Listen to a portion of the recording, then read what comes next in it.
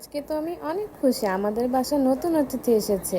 আর আমার মতো কারা কারা কবুতরের বাচ্চা পছন্দ করে বলো তো। হ্যাঁ এভরিওয়ান, আসসালামু আলাইকুম। সবাই কেমন আছো?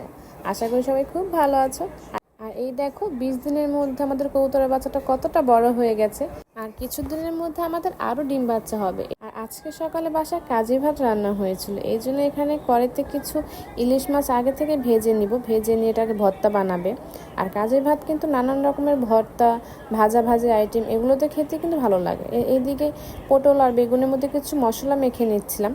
লাস্টে লবণটা দিয়ে সবগুলোকে ভালোভাবে মেখে কতক্ষণ রেখে দিব।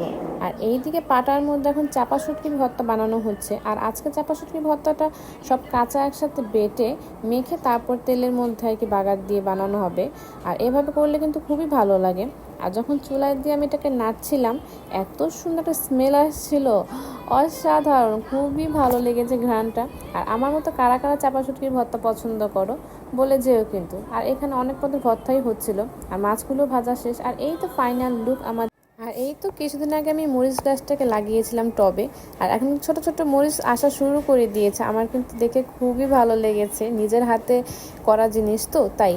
আর এই তো আজকের জন্য ভিডিওটা এই পর্যন্ত। আশা করি সবাই খুব ভালো থাকবেন। আল্লাহ হাফিজ।